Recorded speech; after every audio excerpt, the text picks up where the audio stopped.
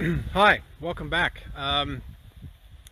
This is another installment. This one I'm going to be talking about my top plant tips.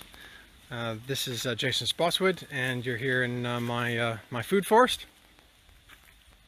Look, to start off with, what are the things that I feel that are really important in terms of making let's say the top 5 or so selection. I think one of the things is being able to have a prolonged harvest, or it has a number of different fruiting periods. Fairly easy to grow.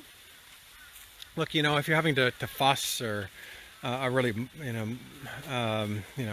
attentively care for a plant, then that takes a degree of the fun out of it. So that's definitely a factor, and obviously good tasting. You don't want to be eating something that well, just doesn't taste very good. Now, one of the things I will just say on that is everyone's taste is subjective. So what's awesome to me is not necessarily awesome to someone else. So just don't take my word for this. Try it out yourself, and it goes to say with anything. I remember with the raisin tree that I've got growing now, someone told me, it's not really worth it. Then I tried it myself and said, this is really good. I really quite like this. So, that one person's taste was very subjective, didn't really think much of it.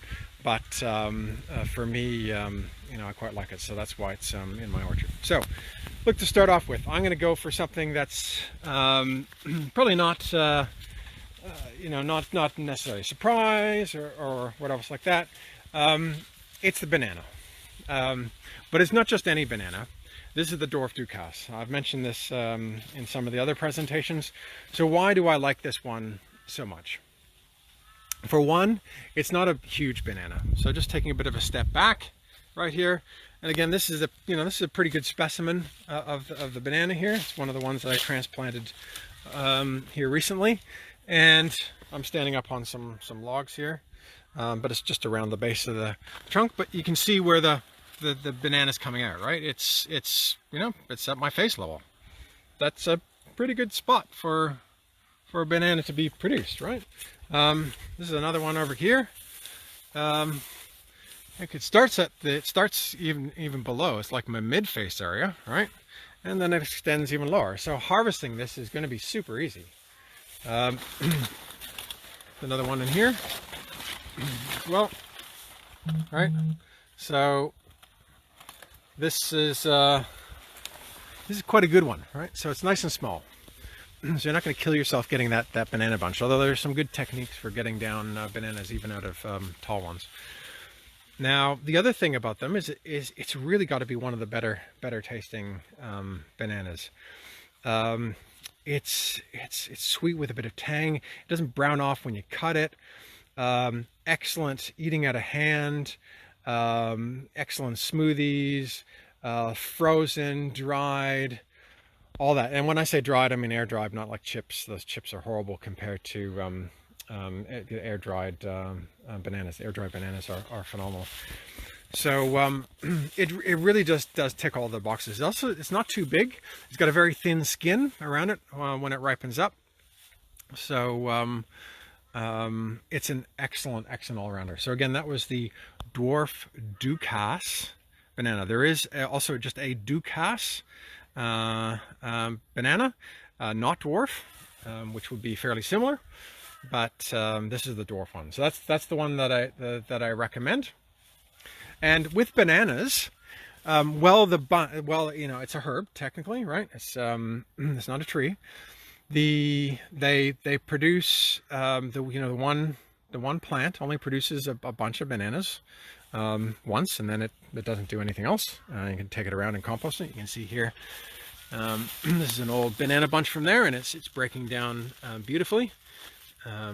So good, again, good way to improve your soil. It's used in some different soil improvement, site improvement techniques using the bananas, but the fact is, you can see here, I've got, a bunch there. I've got 3 off of this one section. I've got a couple more when we started the intros in another place that are almost ready, and I harvested one a couple of weeks ago. You can get quite a long harvest out of your bananas. So while the single plant that's growing, producing the bunch, can only produce 1, you've got lots of different plants that are giving you food. You can even get it in the winter, although it's much slower in the subtropics in the winter. So that's definitely a top pick. Great again for smaller yards as well, which might be a consideration. The other one I want to talk about here is the Panama Berry.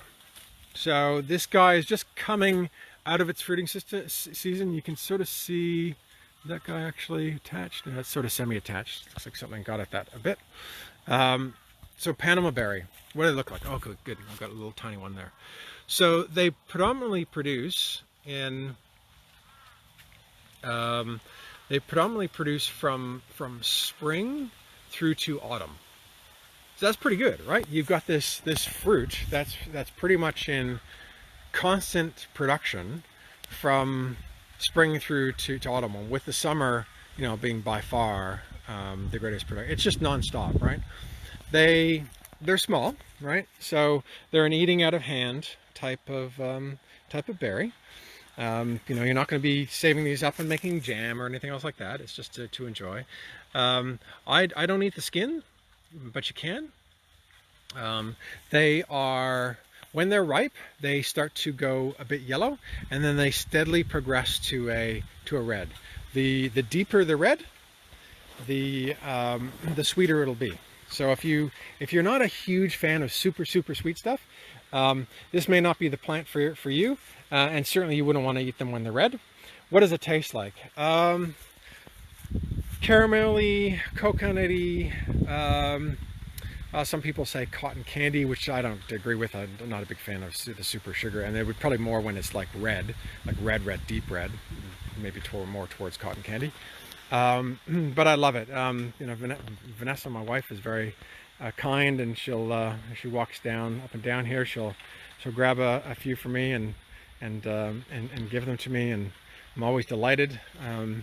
My son loved these. He gets right into them as well. So look really good. Now, one of the testaments to as well, like this again, this guy was growing right against these monstrous bananas. Oh, it's bananas, sorry. These are not bananas. Bamboos. And the fact that it can still produce under what is very trying conditions, like literally at the base of the bamboo area, is a testament to its abilities. The one thing to keep in mind with the Panama Berry, it does not like wet feet, and that's actually the reason why I did plant it right here. With bamboo, I figured there's no chance that it's ever going to have wet feet, and that was true. But at the same time, this was part of it before. You can see how nice and dead that is. It also doesn't like to be too dry. So if you're going to have it a place where it's competing a bit for water and nutrients, just do keep in mind when it gets a bit drier, you do need to put some water against it, otherwise it can die. But it takes well to pruning as well. I pruned that up many times, and this thing got monstrous. It must have been probably at least 10 meters, but you can keep it pruned down to quite a small size. So that's definitely a top recommendation. All right, so I'm going to move on to another one. Take you outside the area of the property here.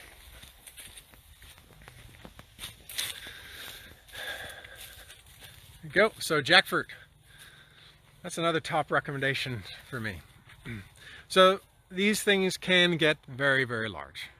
For a small property, you'd really want to be keeping on top of that for your pruning, and you can do that with jackfruit. So one of the cool things about jackfruit is that it produces throughout the whole canopy of the plant. So this was where a jackfruit was, and in fact there were 2 on there, so they were super easy to harvest.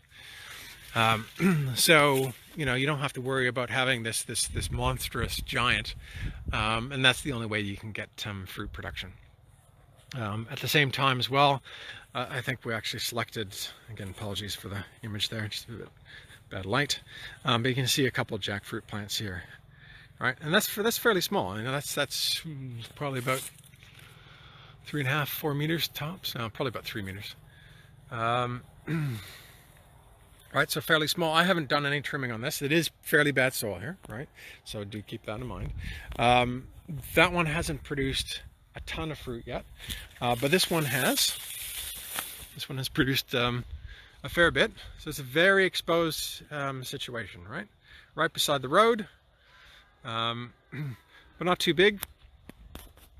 And then, you got the bigger ones here. So why do I like the jackfruit so much? It's an extremely versatile fruit.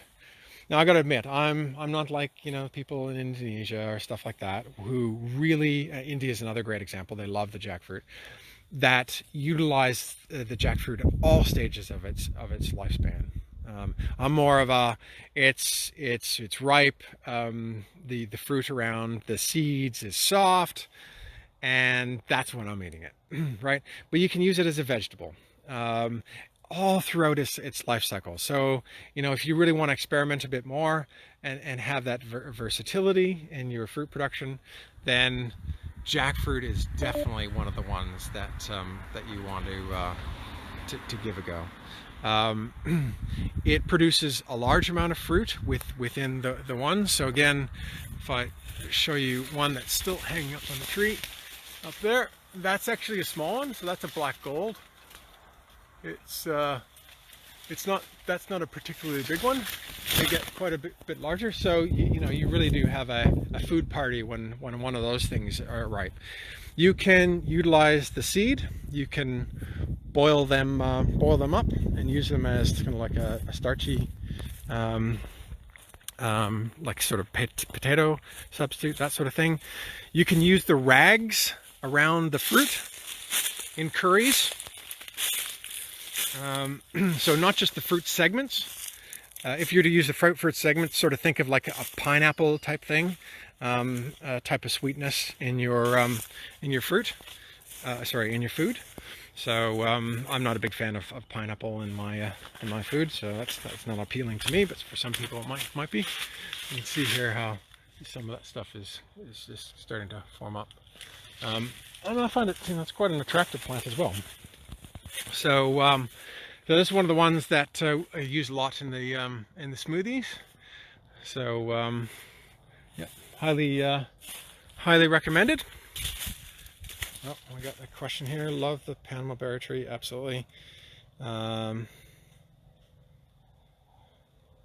there we go. We got a comment here. Have little to no soil, mainly in shale, and is thriving. Fields family of lorikeets. Yeah, exactly. Number of finches every morning. Yeah, exactly. Look, they really are. Panama berries are great. I recommend it. Okay, next one. Through here, I'm going to take you to the Gromit Roma. Oh, sure. I should also mention that the jackfruit does produce multiple times throughout the year as well, so that's quite good. And there's a whole ton of varieties. So with one of the ones I said I've got a China, as well as a black gold. The China is actually a Champadek jackfruit cross. There are many different varieties within the jackfruit family. You've got your breadfruits are in there, Lakucha, Kwaimak, Champadek, jackfruit. So so quite a versatile family. So Gromit Roma.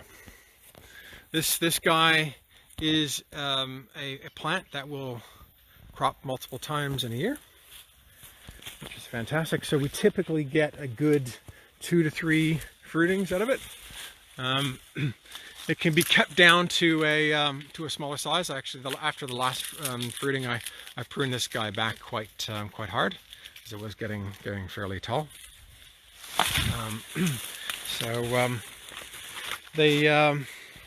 It's one of the plants where one of the downsides of living in the subtropics is that you can't grow cherries here, and coming from Canada, cherries are absolutely lovely. One of my top faves. So it's one of the ones that people kind of go, well, it's close to a cherry. you know, in all fairness to the Gromit Roma, I think it stands on its own in terms of its taste. It is important that you do have them ripe, otherwise they can have a bit of a resinous taste, sort of coats the tongue a bit, which is not super pleasant. But when it's nice and ripe, it's lovely. These guys ripen up quite quickly, which is good. So while they will get fruit fly, if you eat them at the right level of ripeness and not when they're overripe, then you don't really have a fruit fly problem. So that's obviously good. So it means you don't have to net them and all that sort of stuff too much. And interestingly, I don't find the birds are quite as interested in these. You know, they will go for them, but compared to the problem I have these days actually with the jaboticabas, which I'll be touching on next, they don't seem to be hammered as hard by the birds, with the lorikeets in particular. So this is another example here again, and again, I just really like to try and experiment with things. So I should say both these are black varieties of Gromit Romas. You can actually get a yellow one as well, but this one I really wanted to kind of try to push it up against the path, right? You know, I don't mind sucking it in a bit. You know, it sort of helps to make sure you don't get too wide. And have it right near the path, just to see what I can do. What can I squeeze in here? Get a little bit more production out of the orchard without jeopardizing some of the other plants that we have. So so I think the Gromit Roma is a great one for small spaces in particular. Again, very attractive as well. It has been quite dry here, so things aren't necessarily looking at its 100% best, but look, it's got some pretty nice foliage on it. So yeah, that's one. And finally, I'm going to touch on the jaboticaba. So if I was going to say the one plant that I am the most enamored of is the jaboticaba. This is a jaboticaba hedge. I don't think there's too many other jaboticaba hedges like this out there. I put this in around 2010, and this is another one where I experimented and basically tried to see what you could do with your fruit trees that would also you'd be proud to have, as a feature plant in a property, a dividing boundary between some neighbors or something like that. I just love it. I mean, look at that. It's a great hedge specimen. I did trim it up for this video, just a bit, but it's fairly well behaved as well. It's a steady grower. It will grow faster, with the more nutrients and stuff that you have. It's got a beautiful bark on that. And this is where all the fruit is produced, is on the trunk of the trees. So it means that you can prune this up whenever you want, and you're never going to impact your fruit production. Now, as long as you don't go too hard, of course. It's like anything. If you go to extremes, then there's going to be problems, right? So these are 800 mil apart. So that's very close. But as a result, it's producing a really good, oops, sorry for the light, a really good hedge situation. I'll come over here again. Right? And if you stick your face right through, you can kind of see in a bit, but as soon as you stand back from a bit, sort of slight again, because I just trimmed this up recently, you can slightly see some stuff, but you move back a bit more, you pretty much can't see anything through that. So very versatile.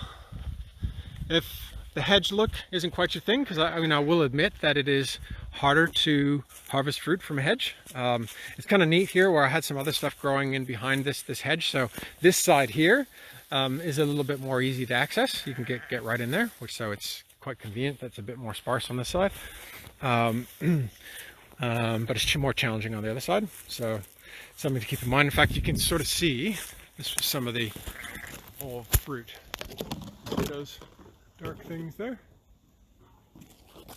Right, so this is the lorikeets. They came in there and they, I wish they would eat the whole thing. That would make me feel a bit better, but they just kind of, after the nectar, they just suck out that and then leave everything else behind. But so what I do now, these are a couple of my main producing jaboticabas, right? You can see how I've really exposed the legs on the tree a lot more. Apologize for the light here, it's a bit bad. Hopefully that's a bit better. There we go. So I've really exposed the legs on that, and it makes it much easier. I can get right in there, right, and I can harvest up, I can harvest down, because this whole thing is covered when it's fruiting, so you don't get branches in the eye, which slows down your fruit production when you only got fruit harvesting when you only got one good eye. And then, you know, I've got all the greenery and stuff up top, and I keep it trimmed at the top there, so I've got quite a big net that I can put over top of there. And look, one of these trees, when they really get going, you get tons and tons of fruit off it, particularly when they're mature, like this one is. So look, I don't mind that the birds get, you know, they can go to town at the hedge and all that kind of stuff, right? And it's always good to share. Sharing is caring. So this is another one here of the small leaf jaboticaba. So these are the most common ones. You can find them in Bunnings if you shop at Bunnings, and lots of other great nursery places, you know, in the area. They get some in Samford. So it's fairly common these days. The jaboticaba, right? Nice. This is the large leaf. So similar to the small leaf, there's actually tons and tons and tons of jaboticabas. It's an amazingly diverse variety of plant. It comes from Brazil predominantly, and this is the large leaf here. So it does have slightly larger leaves, and the fruit is also bigger. It is a slower producer, so your small leaf jaboticabas will produce in a shorter amount of time as compared to your large leaf. From seed, you can get, if you really push it on with water and fertilizer, they do, you know, love their water, they love their fertilizer. They can produce from seed probably around about 4 years. You know, you might start to get, you know, one or something, if you really push it on with your water and fertilizer. Otherwise, it's typically from seed around about 5 to 6 years. You can graft these ones in the United States. That's actually quite popular to graft them, and of course then you get your fruit production within the year. They produce many times in the year. With some of these plants, I've had like 6 crops alone in one year with them, and you know, they could even, in more ideal conditions. It's been quite dry recently, so what I find is that they really respond well to rain, you know, the nitrogen in the water, all that sort of good stuff, and that spurs on the fruiting. So you know, when you sum up all the, you know, the different things that this brings, and what can you use it for? Eat it straight at you know, straight out of hand. You can use it as a jam, jellies. You can make phenomenal port. There's a number of wineries that will use jaboticaba and stuff like that. So ports, wines.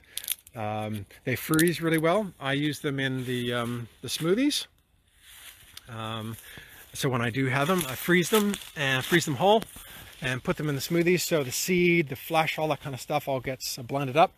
So I get all sorts of wonderful antioxidants from that. They're known as the Brazilian grape, best described, if you haven't had them before, as kind of similar to a lychee in some respects, kind of lychee grape, maybe combination, that type of thing. If you don't get them quite ripe, they can be a bit tart, so do be aware of that. Picked at the right ripeness, then it's just heaven in the mouth. The skin is quite sour, tart, so some people don't like that, but you can swallow the seed and then the skin, or you can spit it out, whatever your preference is. And I think I'm just about to run out of power here, so I've just got a white jaboticaba there.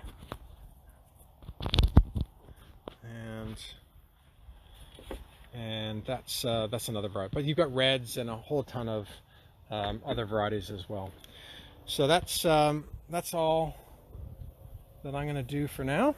So thank you very much for joining me. I hope this was valuable. Bye.